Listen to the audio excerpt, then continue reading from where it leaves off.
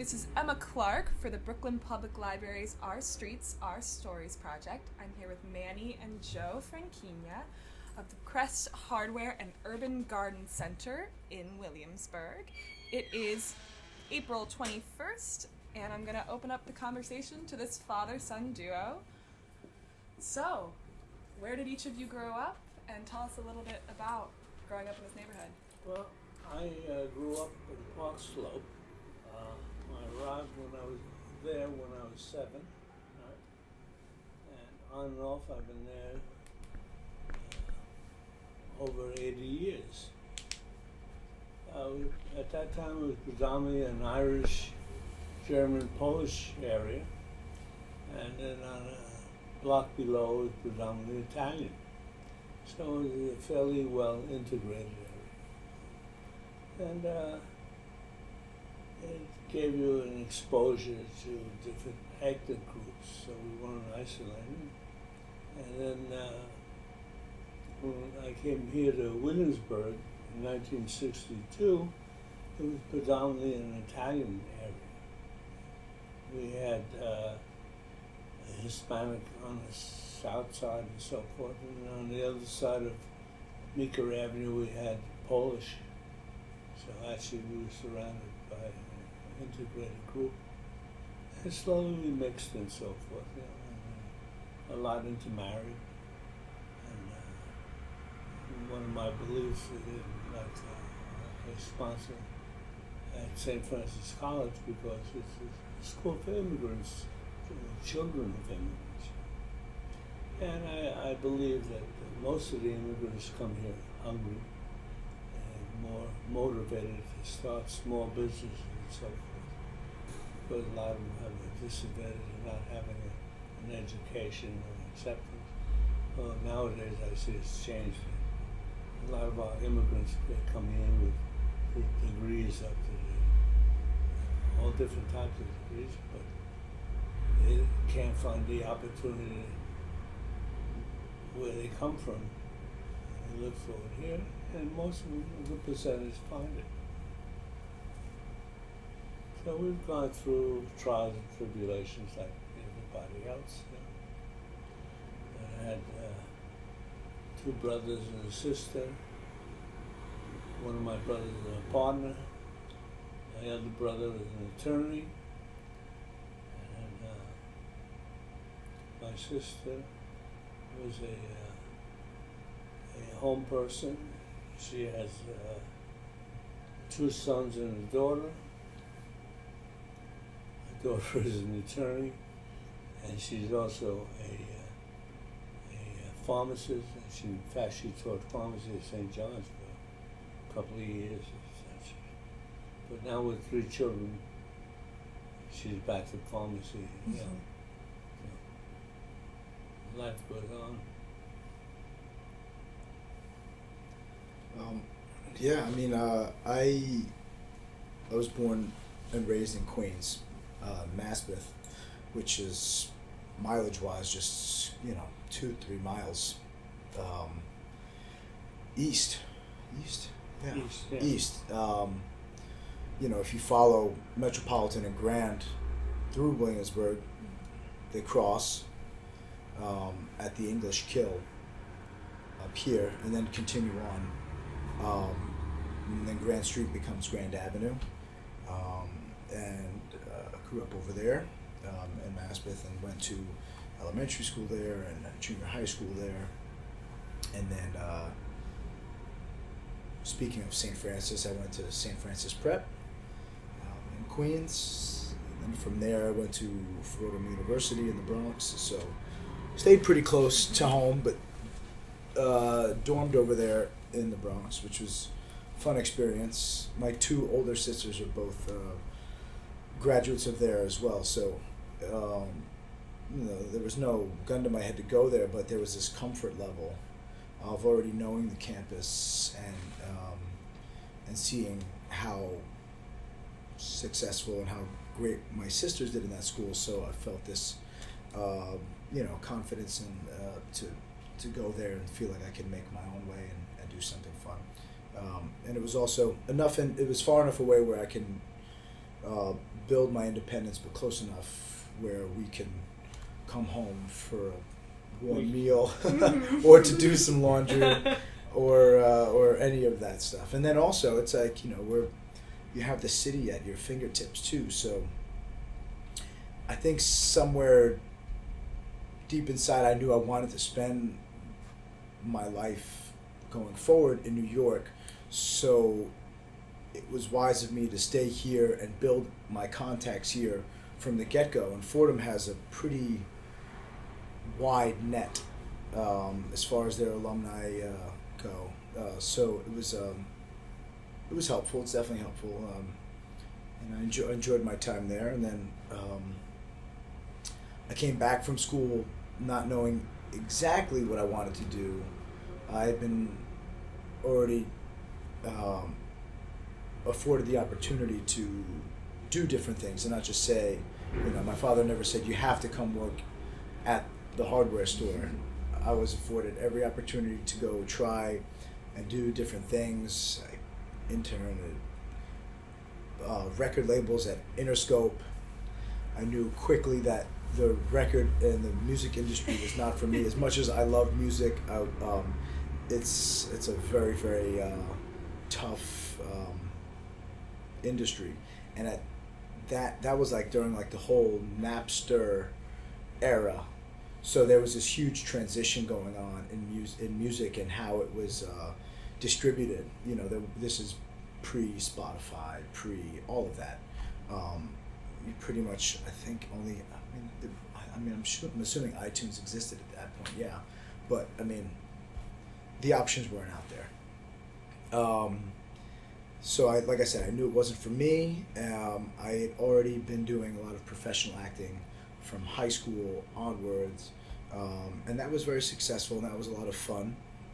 And it's a lot of running around and having to wear different hats in short half-hour periods from running from one audition to the other. And it can burn you out though too. So I kind of like fell out of love with the running around and the wearing of different hats, and just a little burnt out from it. But during my time at Fordham, I was the mascot for all 4 years at Fordham University. I was the Fordham Ram. It's funny because I was like, I don't want to play soccer in college. It's going to be too time consuming. So what do I do instead? I show up at every sporting event and dress up and do more running around than most people. So I was doing, football, men's and women's soccer, men's and women's basketball, and then because you become friends with all these people on all these different teams, they're like, Joe, we've got this big water polo match. Can you show up? And I'm like, sure. And I'd show up and I'd have the Ram costume and just have like a pair of swim trunks on and the Ram costume and show up to this water polo match or something like that. And did baseball games and every other event. But it became my calling card of, and everybody kind of knew who I was, even with or without the costume on. So much so that when it was time to graduate, I received my diploma with my gloves and helmet on and the gown. So I go up to the dean and the dean says, Joe, would you like to take your helmet off? I'm like, no, I'm good. So all of my pictures with Dean Von Ox, I think the dean at the time, are just with the helmet on. But that's who I was anyway during my Fordham years. So there's no reason that shouldn't be indicative, in all my photos. So, but that being said, I was doing a basketball game in my junior year, a women's basketball game, and there were some New York Liberty scouts there looking for players, and I ended up. They didn't find any players, but they were really impressed with what I was doing and all these different dance routines, and I do a lot of trick shots. So they asked my athletic director, can we have him try out to be the mascot for the New York Liberty? And I ended up getting the gig after doing a preseason game, and then I was the professional mascot for 8 years at Madison Square Garden. So going back to what I was saying, it gave me an opportunity to still have this creative outlet, and then I started balancing because there wasn't, it's not a full-time gig. I was able to do the appearances, do all the games, and still work here. So I was able to have this balance. But then as things became more serious here and my role increased here, I had to eventually kind of retire from jumping off trampolines and doing dunks and dance routines, and focused on here and grew the business. And it definitely wasn't always easy. You know, my kind of overzealousness at times to expand the business with his much more Zen-like approach clashed a lot. But it wasn't that I didn't appreciate where he was coming from. I just thought I was completely right, you know, which I wasn't. And it was, it was tough a couple of years, really, really tough. And then I remember he went on vacation. Speaking of Portugal, he went to Portugal for 2 weeks. And while he was gone, I started building out the garden center. I just knew it was a direction that we had to go in as far as reinventing ourselves and being able to adapt and bring in a whole new slew of customers for a whole different reason. So I knew that, like, by the time he got back, I was going to get a pink slip or maybe a pat on the back. So here it is, you know, like, mostly built. I didn't finish it in the 2 weeks, but I got most of it built and the pea gravel laid down and the shelving, and we started selling some plants. I was going to a wholesaler out in Canarsie to get some stuff. And he was like, okay, all right, we'll give it a shot. So I was like, not completely out of the clear. I still had to prove that this was going to be profitable and worthwhile. But it's changed the face of our business long term. And I think we can both agree on that. And my role here, you know, now is owner of the shop. You know, there's a lot more on my plate now, and still learning a ton. He's already, you know, he's forgotten more than I've learned, but I'm still trying to catch up to that. And there's mistakes to be made along the way, but you know, sometimes he gives me a heads up where the potholes are on the road so I can avoid them. It's been pretty fun. And then I've still been able to, even without the, sans the mascotting and all that stuff, I was able to still have a creative outlet by being able to bring back the art show. I'll let my dad, you know, touch base on how the art show started in the 90s. It goes back all the way to being able to accept those demographics and change. And I think his acceptance of that first wave of artists that were coming here in the late 70s, early 80s, and the spillover from Soho that came over here and were taking over these abandoned warehouses and these giant studios. His ability to make them feel like they were immediately a part of this neighborhood is key. I think it's one of the most important parts in the history of artists in the neighborhood was his acceptance of them, especially in this area, because there was a lot more commercial buildings right along along Meeker, so a lot of them lived right around here as well. I mean, a ton too on the north side and the waterfront, because it wasn't what it is today. It's clearly different, but what was it, 94? Yeah. The first show was 1994. I know one of the local artists, Gene Poole, asked us if he could put a couple of his art pieces in the window. I said, sure. One of the things that we've always been able to do is be flexible enough to accept change. And next year he had the whole store as a display. We had an art display, and we showed it and so forth. And we had people coming in from Connecticut and the Bronx and Jersey just to display their artwork in Williamsburg. And there was a acceptance by the neighbors and the people of Williamsburg, and they came up to see it and so forth. And I think one of our there was an article in the Times a couple of years ago. We had on opening day we had over 6,000 people at our art show. So Yeah, so the art show's been able to grow. So Gene, who started it in '94, he was a neighbor. Still an amazing artist to this day. He doesn't live in New York anymore. I think he lives out in Chicago. Chicago. Yeah, he's back in Chicago. But Gene was, his little tagline was, "There's a little gene pool in all of us." And Gene was somewhat of an environmentalist artist, and reclamation of all different things. He would make these suits completely out of soda cans or soda bottles or corks, or he did a whole suit completely covered in pennies with penny loafers. He was very tongue-in-cheek, very, he would take things very literal. And he would ride around town on a unicycle, you can hear it coming down the street, especially when he wore the cans, because it's loud. And this thing is like just big suit. You remember, like those like ghillie suits that like the military would wear. When they're, picture that, but just head to toe, but all soda cans, beer cans. And he would ride around on a unicycle, and then he would do things like covered a whole car in sod, and he had this like live grass car. One of my favorite. He was very big in the art car scene as well. He had, it was one of my favorite pieces. He had the station wagon, and he cut the roof off of the station wagon, and he removed everything from the inside, all of the seats and everything, and he sealed all the windows and doors completely shut. He filled the entire car with water and wrote "carpool" on the side of it, and there's these great photos of him swimming around inside of this car. So he took it very literal. He was an environmentalist, and he was also, but very, like I was saying, tongue-in-cheek, taking the words literally for what they are.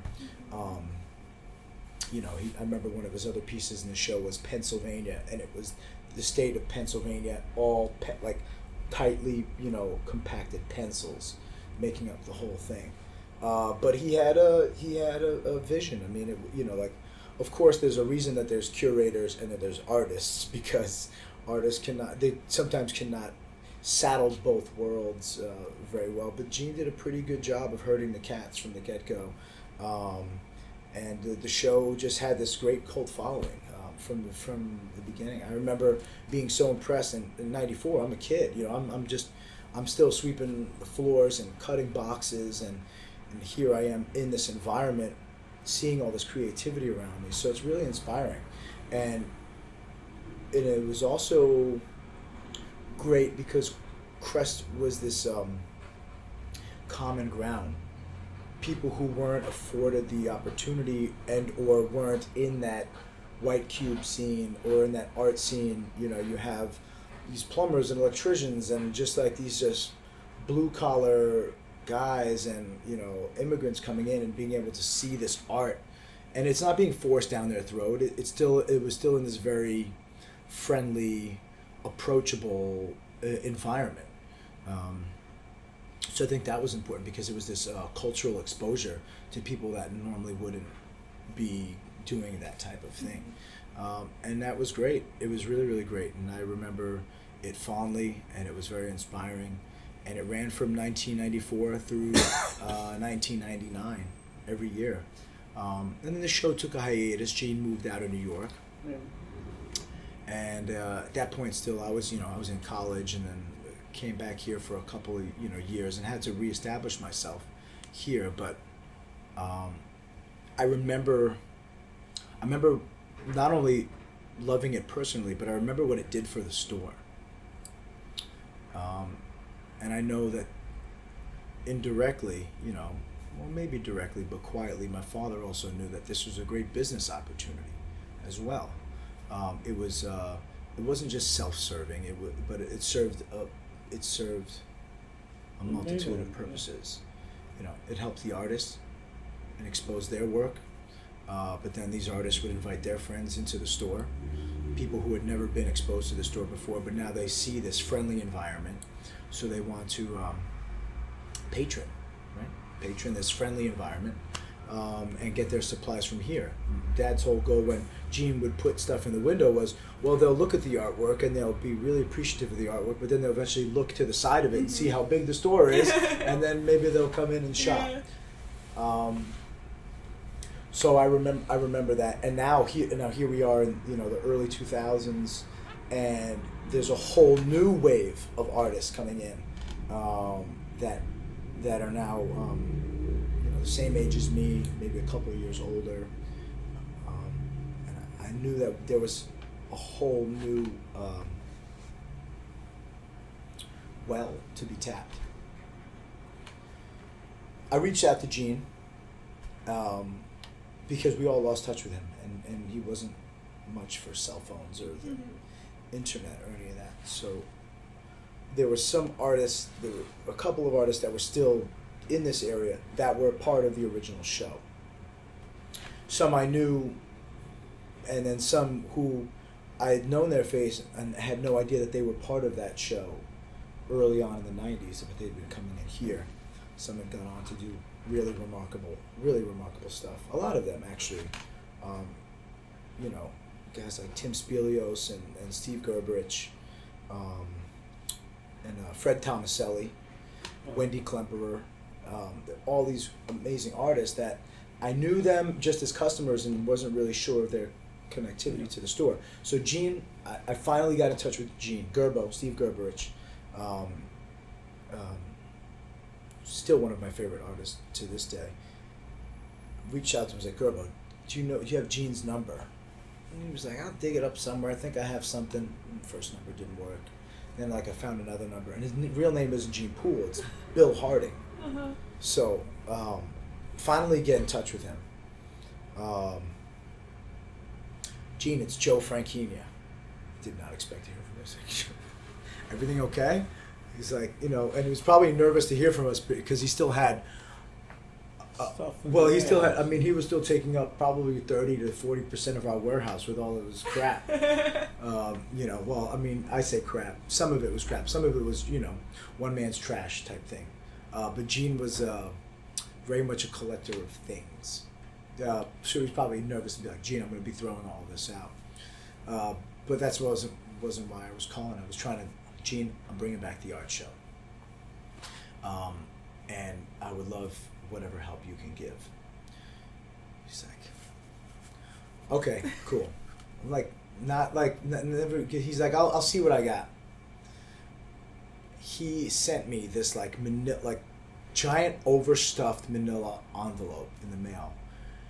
Dear Joe, these are all some of the original submission forms from the art show. Most of these people are still in the New York area. I've rated them on a 1 to 5 star scale with some comments. Good luck, all the best. Some would be like 5 star, great artist, definitely still lives in the neighborhood, definitely still a customer of yours, put him in the show, super helpful. Art wasn't so good at the time, had so much potential, bring him on back. Or 1 star, brilliant artist, total asshole. Go only get in touch with him if you really need that much more art in the show. So there was all, but these were personal comments, so I really took them to heart because Gene wouldn't, he had no reason to lie or anything like that. So that first year was great. Gene flew back into town and helped me, helped us do the show and install the show. And I think it was helpful then because it put that stamp of the old guard was completely and 100% represented, and now there was this infusion of new blood, and here they are, standing side by side, back in this common ground, and it was great. I think it very much kind of honors and reflects on my relationship with my father and how our respect for the changes and how we saw that there was this way we can both mutually, like the customers and the business, mutually benefit from it and all kind of be harmonious or something.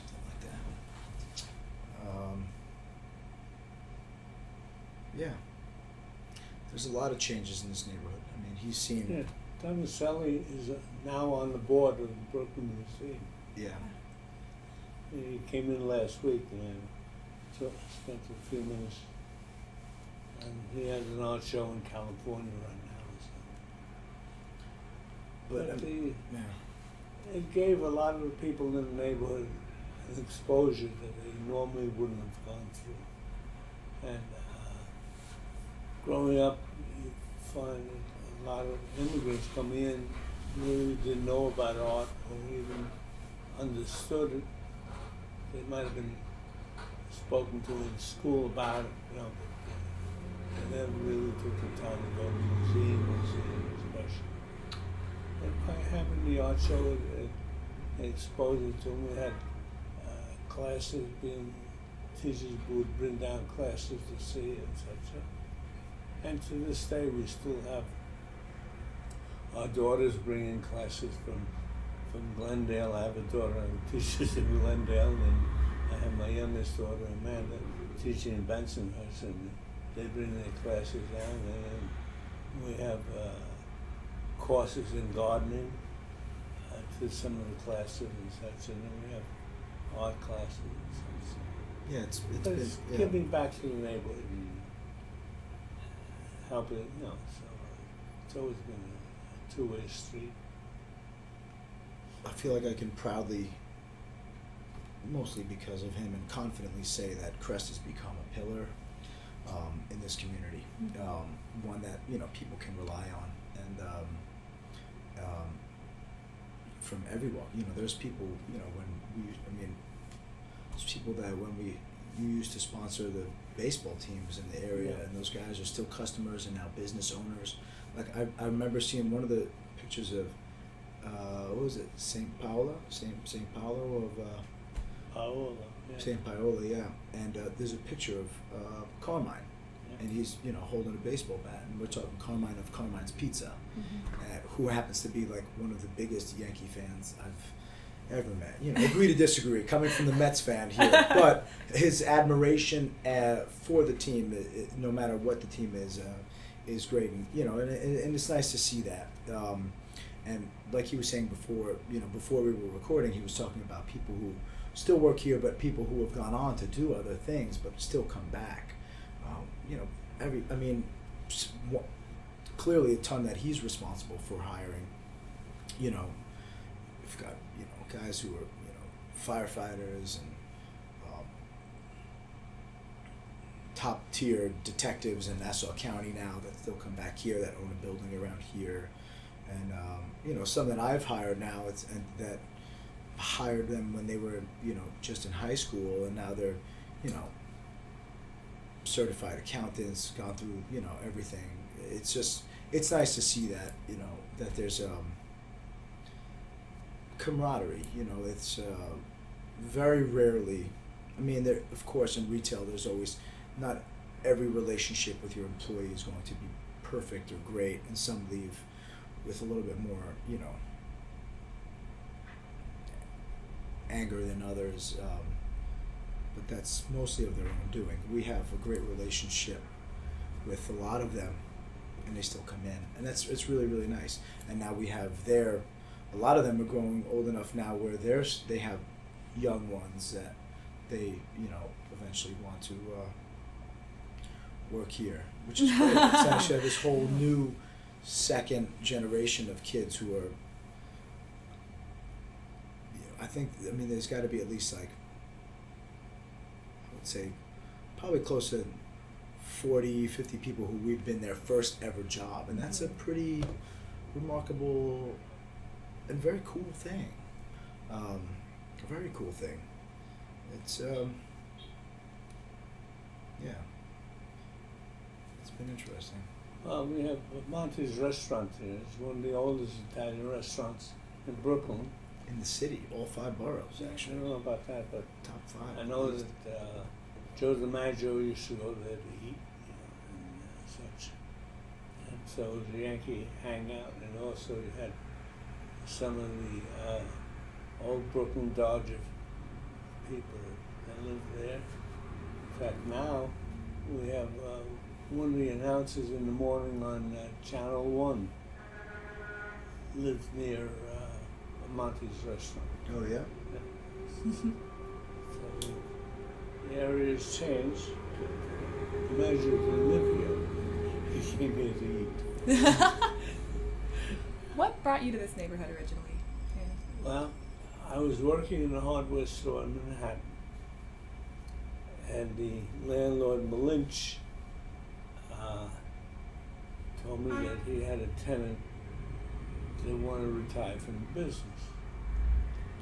So I made an appointment on Saturday, so my brother Joe and I came over, and I went to the barber shop to get a haircut, and he went into the store to look it over.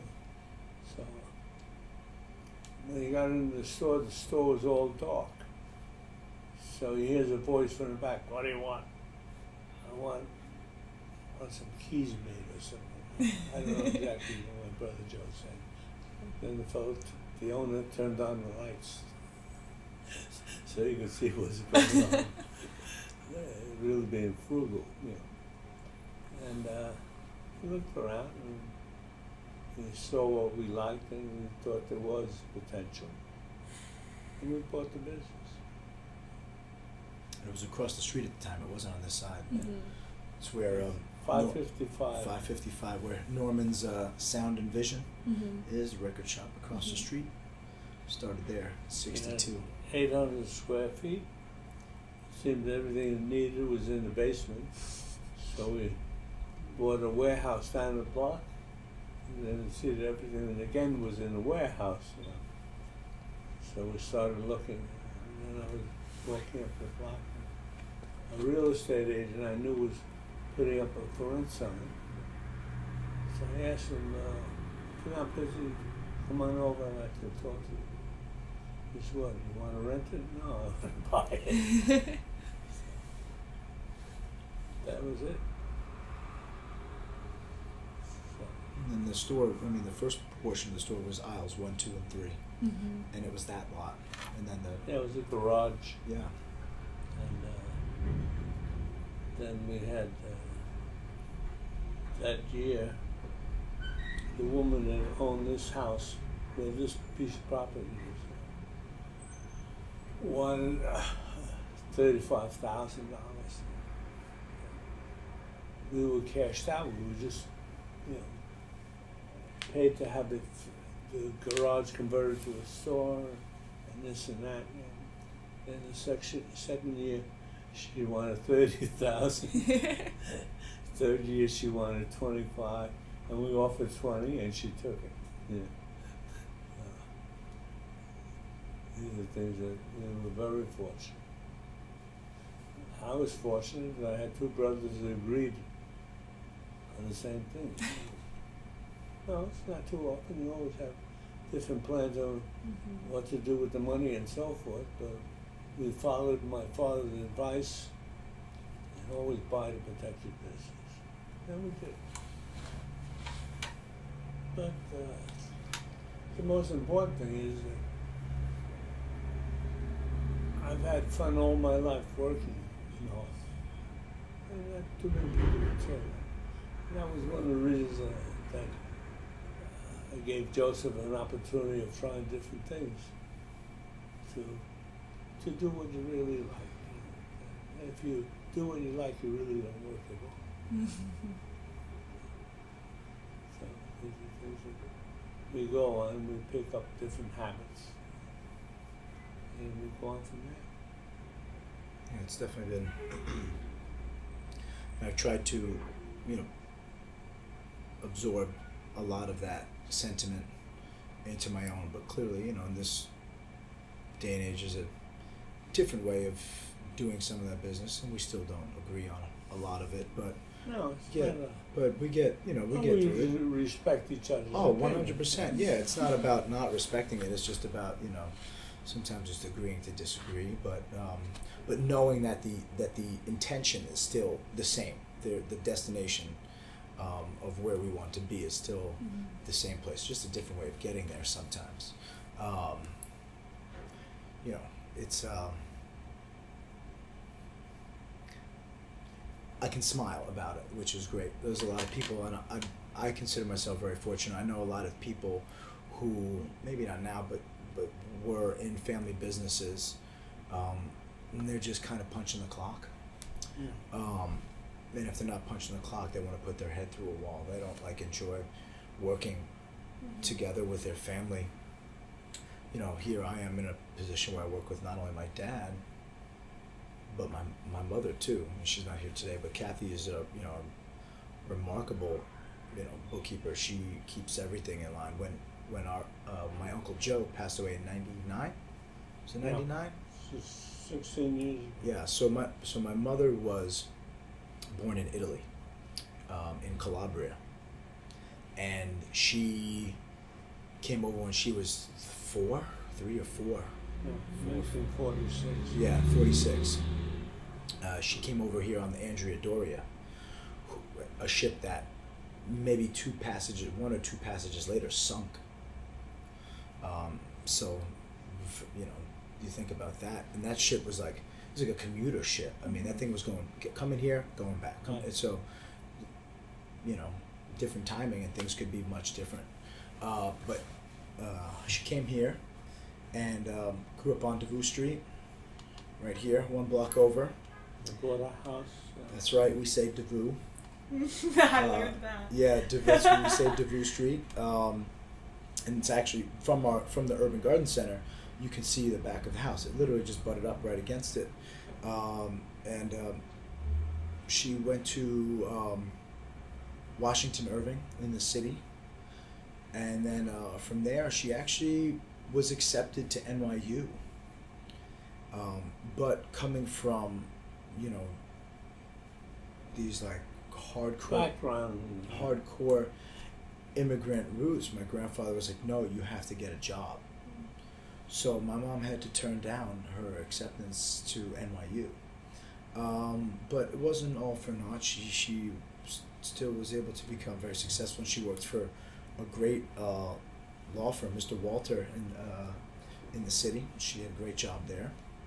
And then as she started to have kids, she wanted to stay more local, and she found a job on 17 Frost Street, which was P&G photo engraving. A process and a field of work that's now completely obsolete. They don't do photo engraving anymore to make signage and stuff like that. Really tedious process. I remember when we would have a day off, like there would be days if I was off from school or homesick from school, it's like I'd be here or I would go over there to 17 Frost and hang out. And I was definitely not allowed in the back room because there was this giant acid pool. You had to dip these dyes, like the metal dyes, into this thing. But I just remember being intrigued by all, because it's a really funky process. There's a dark room involved too. It's all this weird stuff. I remember when my sister and I would be off from school, and we'd be like running around and playing in there, and to get into the dark room, it had one of those circular doors that so there's no light that ever would touches in. It's like what I'm talking about. It's like a, what do they call it? Like a rotating door. So I would jam the door when she was halfway in. She'd be locked in the dark. So typical Big Brother stuff. But yeah. So she worked over there for a while, and I remember, and it was always so close. So I was allowed to walk over and visit as long as I made a beeline from Frost Street to here. That Frost Street building is such a funny thing because I was in there. It's got to be at this point, maybe like not longer than that, maybe like 4 or 5 years ago. P&G is long gone, the business, but the building is still there. And I remember I get an invite.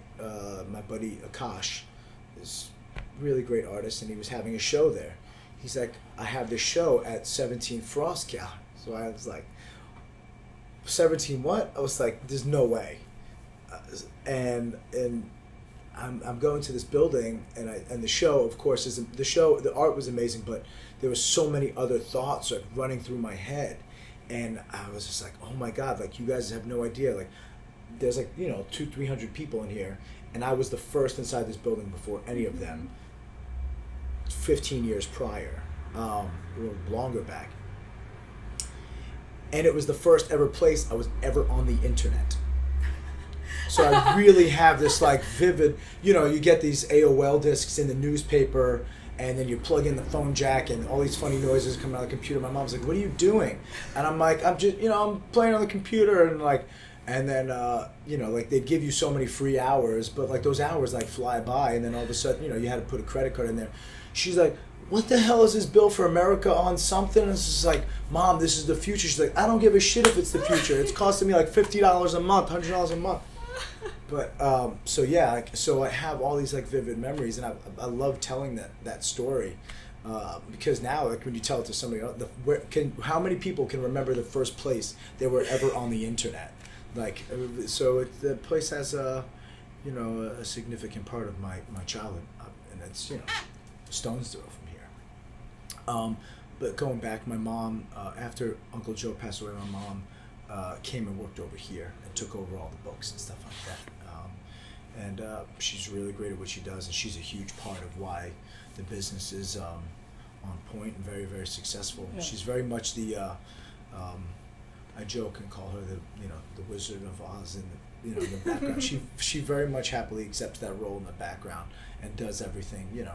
She doesn't have that old school retail experience, but she brings to the table something of a completely different skill set that I don't have, and I'm slowly learning to take on, because I now have to play all these different roles in the store, from psychologist to to everybody, to administrative roles. We've been very fortunate. We've had plenty of help making the business successful. As I said, we have one employee who's been with us over 40 years, Tony, and then Bill and Bob, good for over 20, 25. Yeah.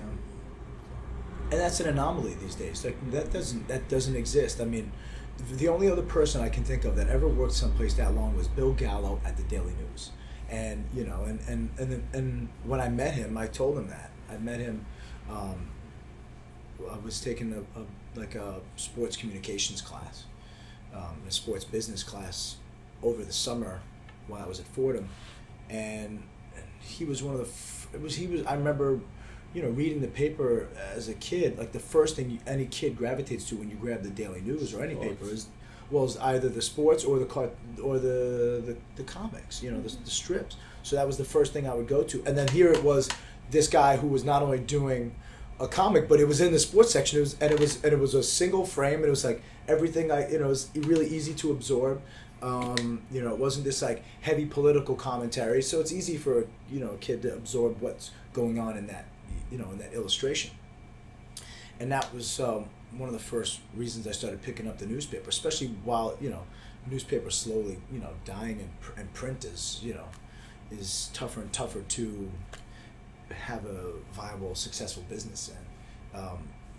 But I loved it. I loved the ink on the hands, the smell, and everything about that.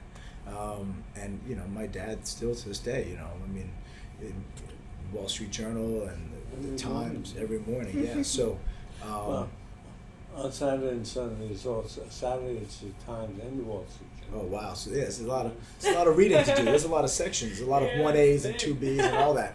So, but yeah, going back to what you were saying, so I remember Bill Gallo, like 50 years. But Tony is a huge part of this store. He has been a landmark. He himself he's a human landmark. You don't come into the store on Mondays because Tony's off on Mondays. He's been off on Mondays for at least like 20, 30 years, always off on Mondays. And I remember when I had to make the decision for the business to now be open on Sundays. We had this garden center. You can't have that type of business and be closed on a weekend day, because we're talking about people's disposable income. They spend that on the weekends. So I remember having to tell all the employees, we're going to be open on Sundays now. I thought I was going to have a mutiny in my hands. Everybody kind of begrudgingly kind of accepted it. And Tony quietly took me to this side. He goes, I've been here too long. He's like, I will never work here on a Sunday. He's like, I love you and I love this store and I'll always work here, but I'll never be here on a Sunday. And you have to respect that. Anybody who's been here that long has earned those stripes and has earned the right to say that. and but he gives it 110%. He's a fine example in the back, and there's a lot of people who have learned so much because of him. Myself included. And I remember we had one employee here, D, and he was an immigrant who came over here from, he was from St. Thomas. He was from St. Thomas, and he moved over to Florida, and then from Florida he moved up here, and he was living in the Bronx, and he got the job through one of our other employees at the time, and D and I were the same age. So here I am finally seeing this guy being able to. He had this ability to break Tony open and absorb so much more than. I mean, maybe it was just kind of like that island vibe that he was just giving off, but he was able to really. And I feel like, it's funny, especially when you know somebody like your entire life, to be able to see a whole different side of them. And he was able to do that, and I feel like Tony's been a different person ever since, in a great way. And he's this wealth of knowledge, and people come in, the old timers still come in to see him, and then he still has this very Brooklynese way of explaining, "Oh, you're doing this wrong. Why are you doing it this way? You ask me my opinion. Listen to my opinion." It's like that type of thing. But he's more often than not, he's right, and he's great. And then we have Bill, who my dad gave a job in high school, and then. He went away in the Navy for 3 or 4 years. Yep. He came back. He worked here. He offered him the job. He offered him the job when he came back from the Navy, and he's been here ever since. Bob as well, and we had a couple. A lot of. I mean, we must be doing something right if they want to stay here, that long. They do right by us, and we do right by them. Try to make it a two-way street. And it's tougher and tougher from a retail perspective because there's not this. It's just different. The retail is a completely different beast than it used to be. Back then it was like, I got a good job, I want to keep this good job. It's the wage is good. It's they're compassionate. Like they understand how it is to have a family, stuff like that. Now it's like, I look through resumes and I'm lucky if like somebody's at the same place now sometimes for like 3 years.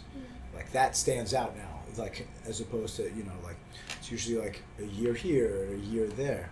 And it's tough because I've been spoiled by the Tonys, Bobs and Bills of the store that have spent so long here.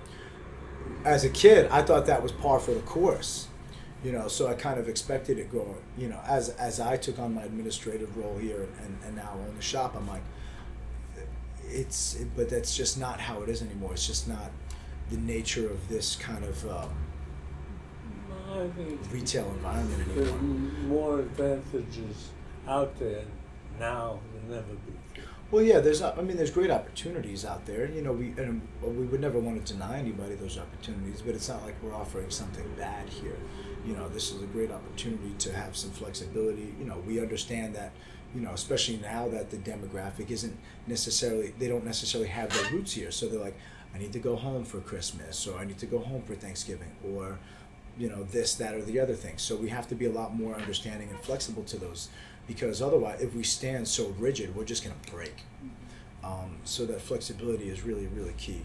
So, it just continues. There's a concrete formula, but there's a lot of variables involved that are perpetually changing. Year in, year out, week in, week out, really. That change how we do it. But there's at least there's, like I was saying, there's a couple of those concrete things that are in there that we know we can always expect because we've set the standard. He set the standard. I've kind of tried to not break the cast. I know we're definitely. We've overrun your time. Yeah, definitely running up on time. I was going to just close by asking you guys, besides from the business, what is it about this area and the community here that has sort of kept you here? I mean, you're saying, people don't really root themselves many places nowadays.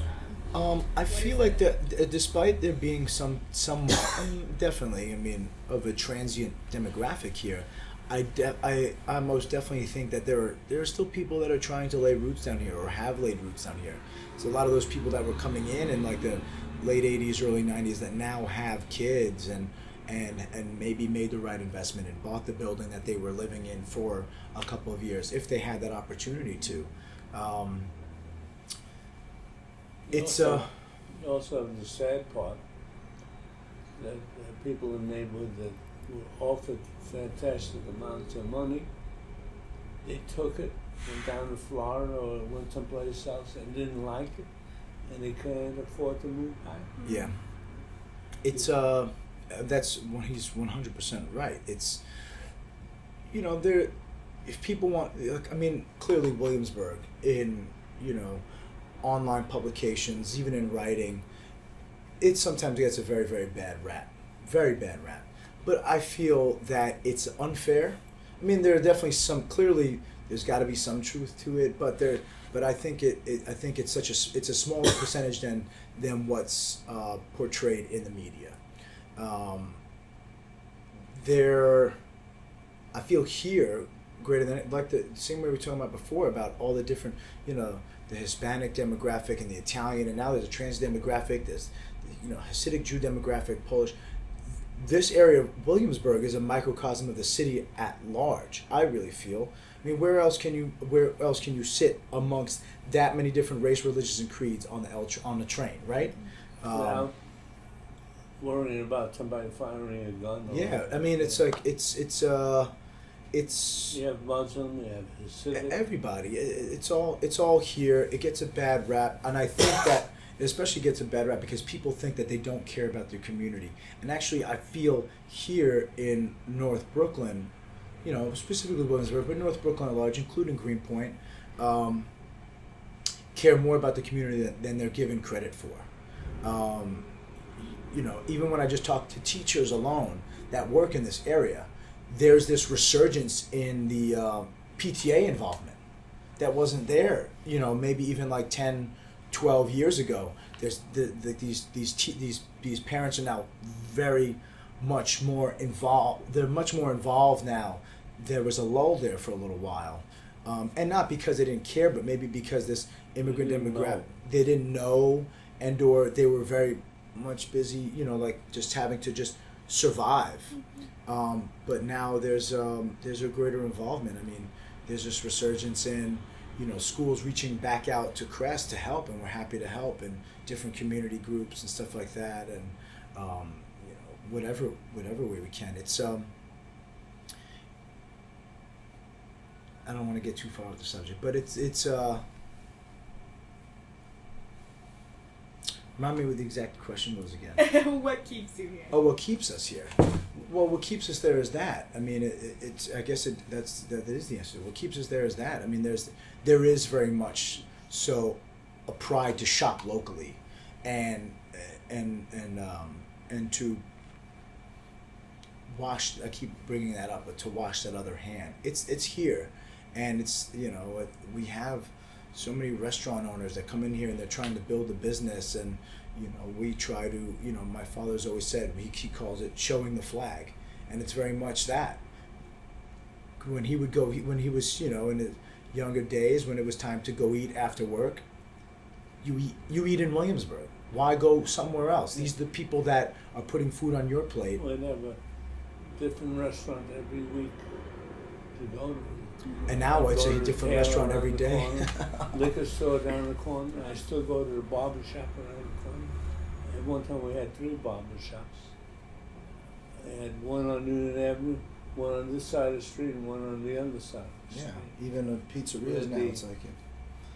So these are things. And it's I mean, I think that's what keeps it. I mean, like, clearly you can't plan for foresight like that. I mean, Williamsburg is not what it was, but we're very grateful for what it has become. And there are things that, as a local now, you know, I've lived here now 11, 12 years, there are clearly things I don't like about the neighborhood, that I feel like there's some irresponsible building going on. There's not, the structural integrity isn't what I deem to be the bar. There's a lot of get rich quick things, you know. So all that finger pointing that a lot of these, you know, rooted locals want to do. Like, they need to point it at their fellow neighbor. It's like, you know, you want to be mad at all these developers and stuff like that, but who sold the building to the developer? You know, you can't. It's a vicious, you know, circle that, like, you can finger point all day, but it's gonna come back around. So, don't do any finger pointing if you want to be a positive contributor to the neighborhood, and try to stop it in its tracks where you can. It's a double-edged sword. You know, it's like, oh, we got this giant building going on across the street, and it's, you know, causing all this traffic, or it's being built so shoddily. But it's like, the double-edged sword is really like, well, they're going to have to fix some stuff in that apartment, so they're going to come here. Those tenants are going to come here to fix it. But, you know, it does. Like I said, it's what keeps us here is is the fact that we protected the business, and our ability to adapt, and see the potential, and just lead by example.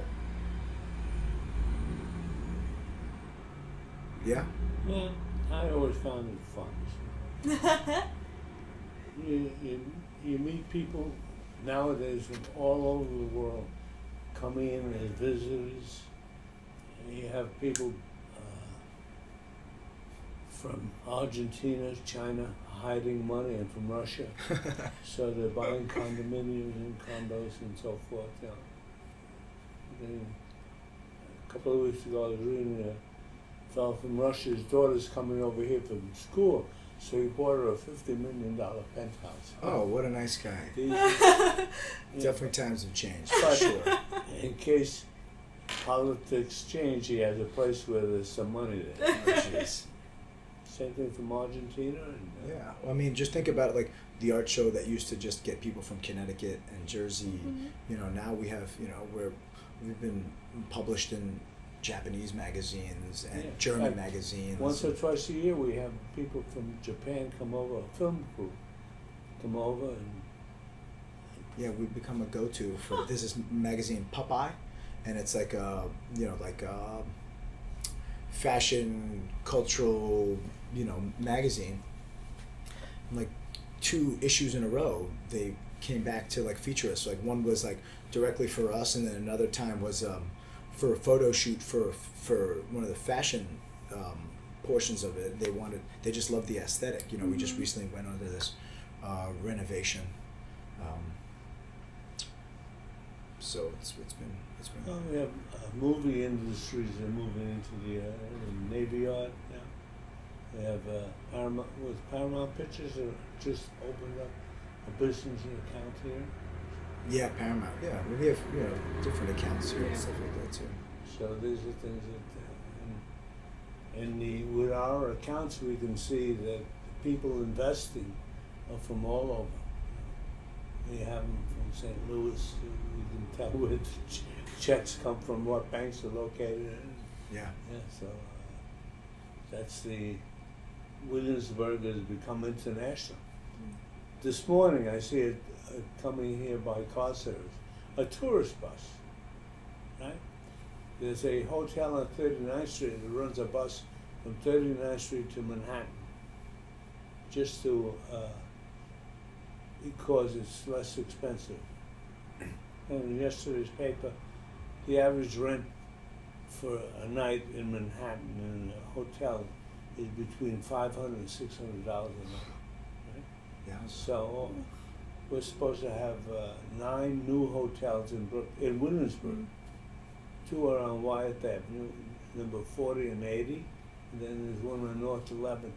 The one on North 11 charges about $600 a night. They cater more to musicians. Must be wealthy musicians. Yeah. But it's the evolution of the area. Yeah. Thank you, gentlemen, so much Yeah. for your time. Our pleasure. Definitely have a down. Been nice talking about Williamsburg. I really appreciate it. It's wonderful to hear your perspectives. Yeah. Truthfully, growing up, I never knew there was a Williamsburg in Virginia, you know, but I never thought too much about Williamsburg, you know, in New York City as a section. But it shows you that it's a very interesting place to live.